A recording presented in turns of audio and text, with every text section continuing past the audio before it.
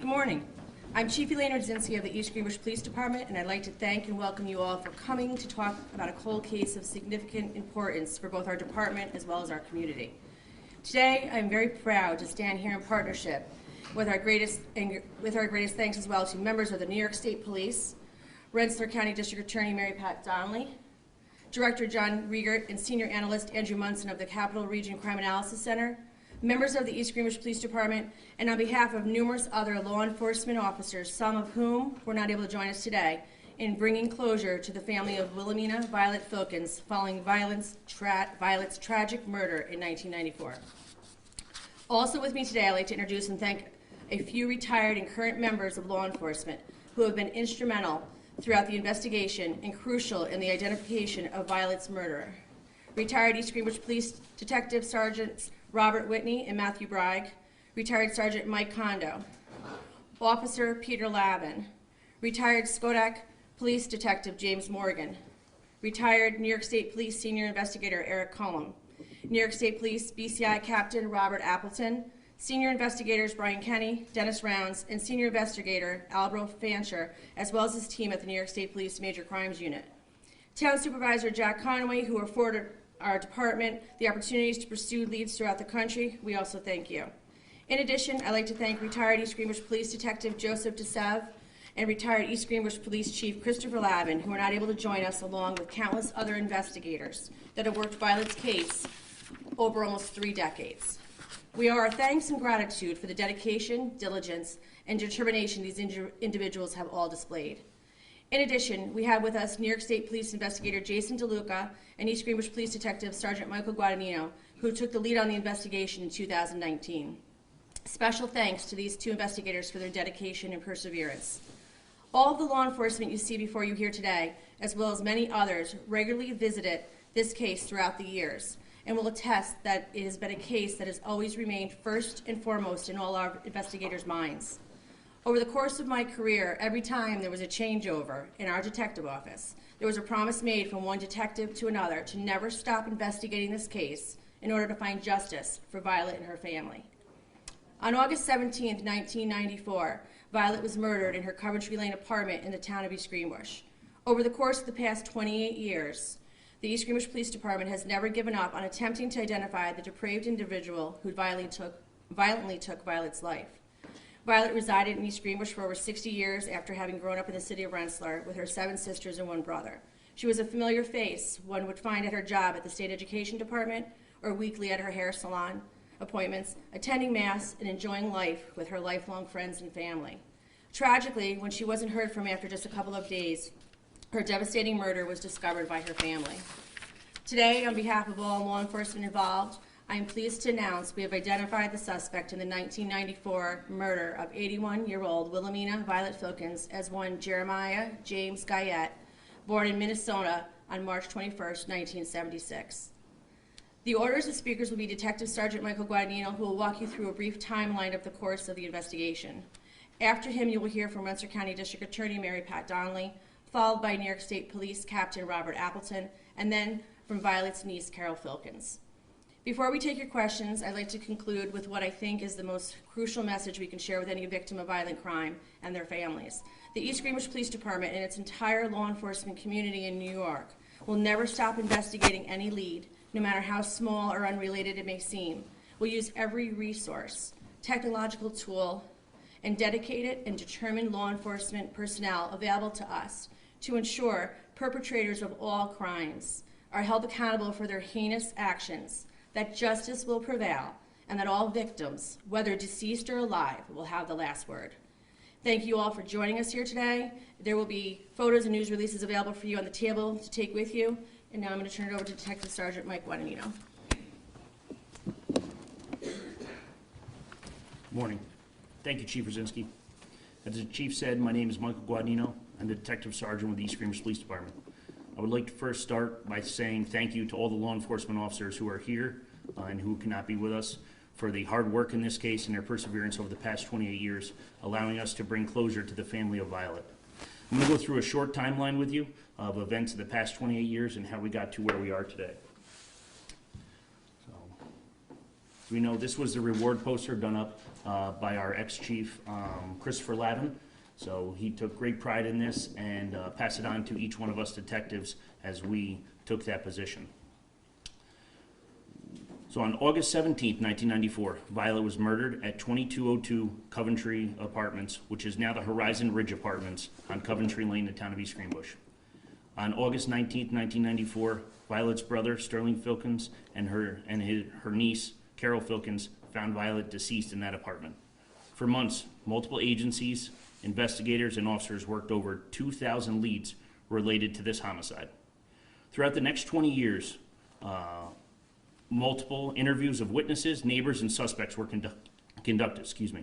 As the development technology advanced, the DNA from the scene was submitted and resubmitted to the New York State Police.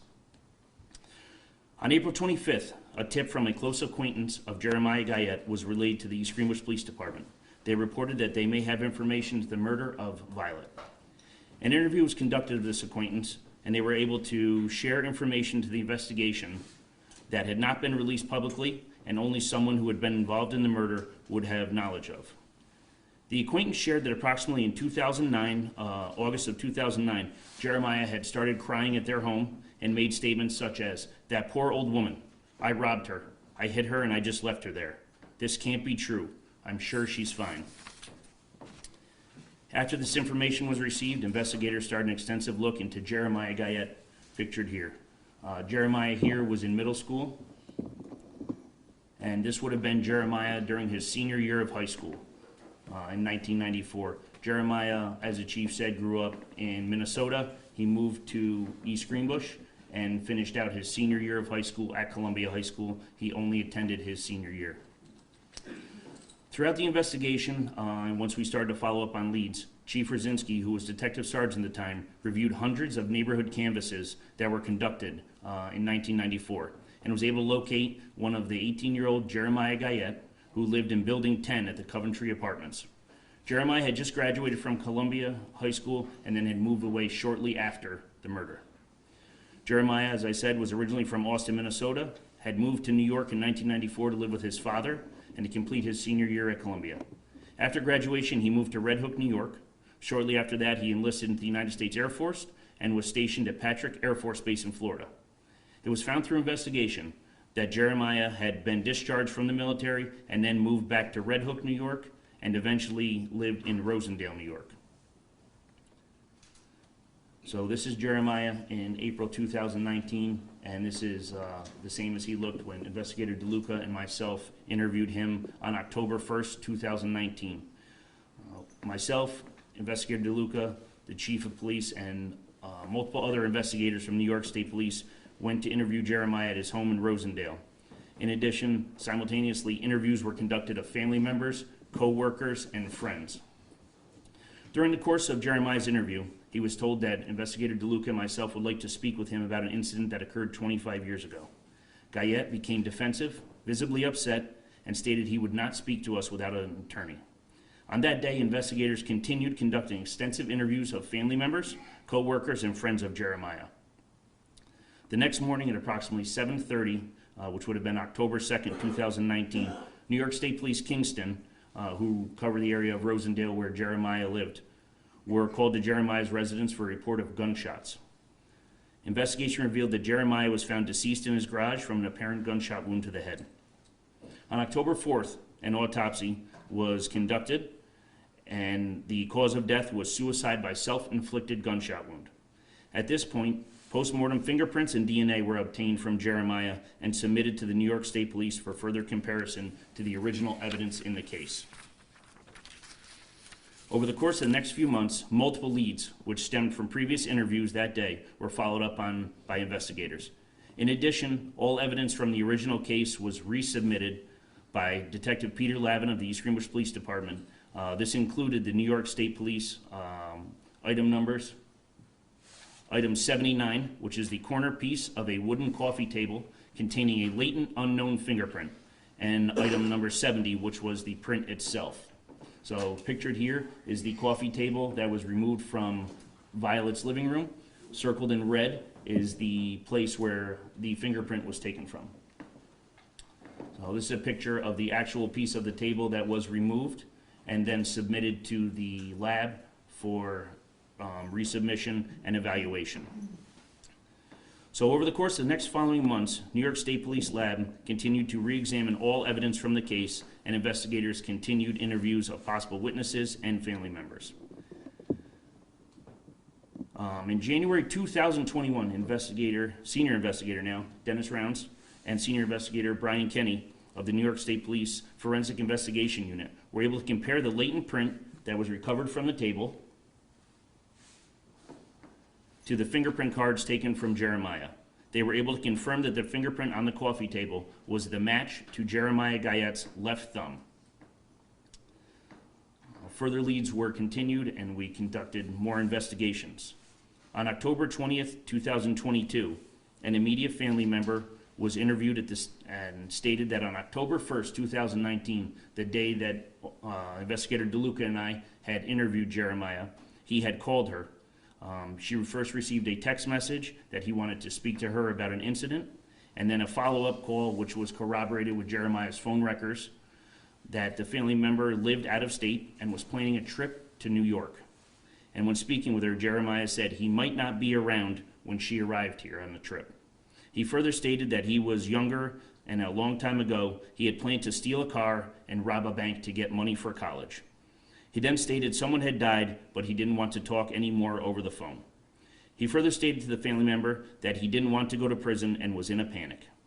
At this time, the family member helped him make arrangements to meet with an attorney on October 2nd, 2019. That was corroborated through the attorney. And then on October 2nd, 2019, Jeremiah took his own life. So we'll take a few questions. You want? Yeah. So we'll take some questions. Can I just get your name and is it Detective DeLuca's names? Yes, Investigator Jason DeLuca, DELUCA. And I am Detective Sergeant Michael. And last name is GUADAGNINO. Guadagnino. Detective Sergeant, it's, by my math, it's 28 years, 5 months since Violet's body was discovered. What was it like to be able to tell her remaining family members that you had solved this homicide? So there's no better feeling in law enforcement than when you can give closure to any case, let alone a case of this magnitude. To be able to call Carol that day with the chief and able to tell her that we had brought closure to her family, to Violet, and that we had, in sense, brought a killer to justice. It was extremely rewarding for me, and I'm sure I can speak for everybody else that is up here today. Detective, so he was identified in 2019 as a suspect? Yes, sir. And so that was 3 years ago. So what's the process been like from when he was first identified until now when, his identity's been made public? So when we originally developed him as a suspect, we obviously started an intensive background into Jeremiah, found out where he had lived, found out his acquaintances. Once Investigator DeLuca and I had interviewed him, he unfortunately took his life the next day.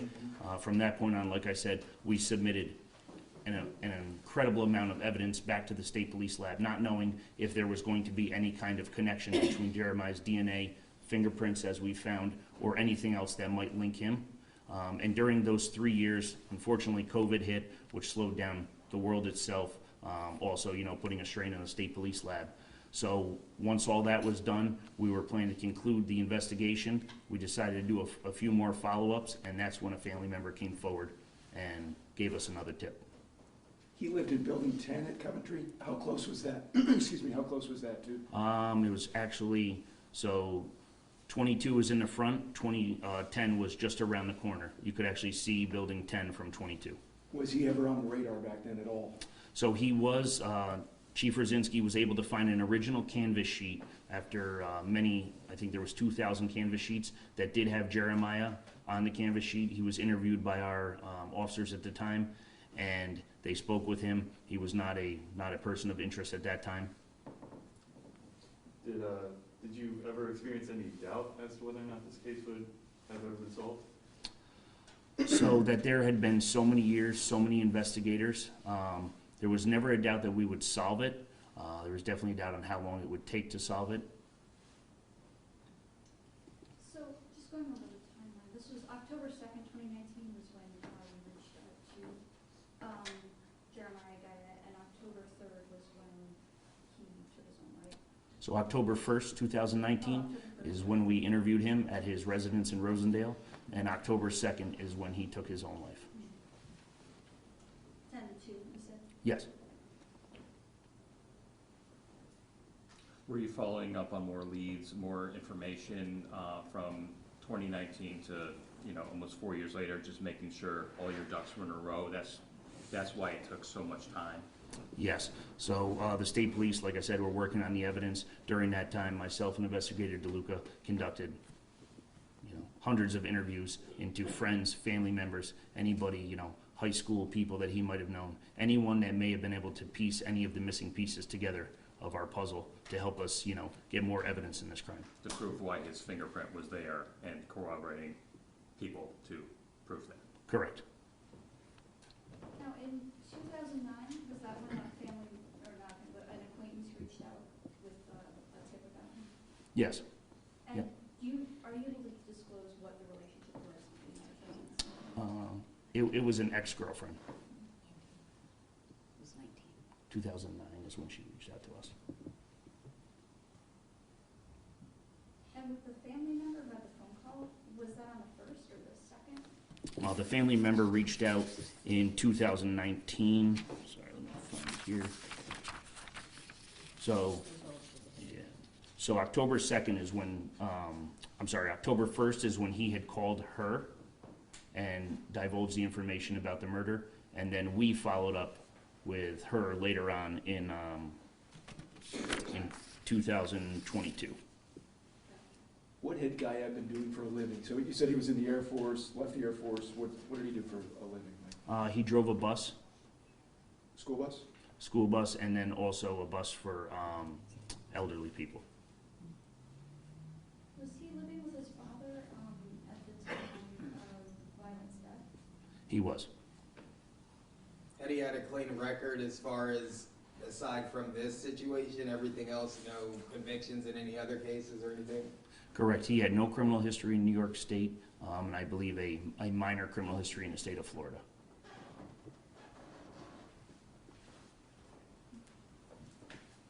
If there's no other questions, I would just like to share, if anyone has any additional information to the homicide, please feel free to email our tip line, vfilkinstips@egpolice.org, or call the East Greenbush Police Station at 518-479-2525. Thank you.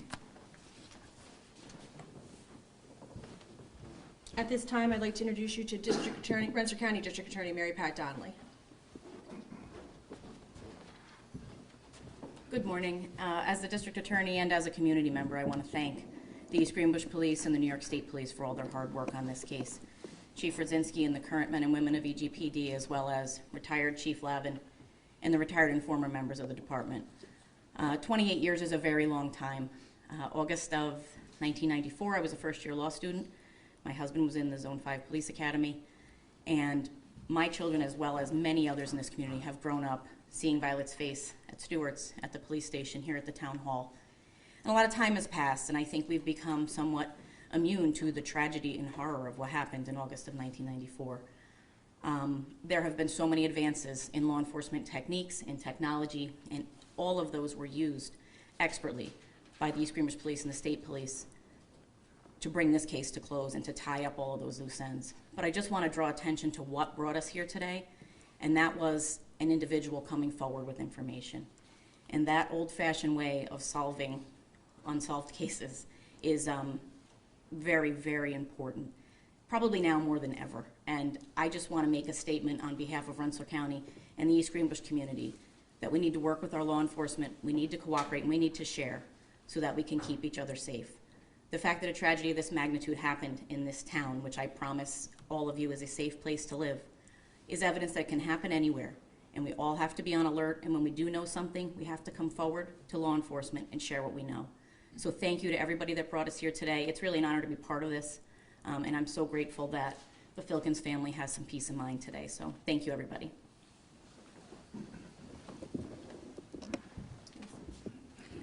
Next, I'd like to introduce you to Captain Robert Appleton of the New York State Police, BCI. Thank you, Chief. Good morning, everybody. If you would, for a second, take a quick look around the room at the team here. This is what happens when collaboration takes place, true collaboration. It doesn't matter what color your uniform is, what the shape of your badge is. It's a common goal, and it's about victim-centered policing. As we found here, when you have an invaluable team and everybody plays their role well, cases come to resolution. Sometimes we find answers that we're not necessarily looking for, but we find them nonetheless. I'm very blessed to lead an agency and people who are victim-centered and not about themselves.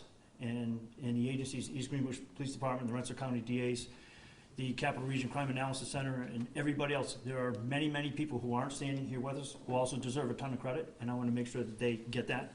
But this is just a really great example of perseverance over a long period of time and a dedication of your people that are here to serve you.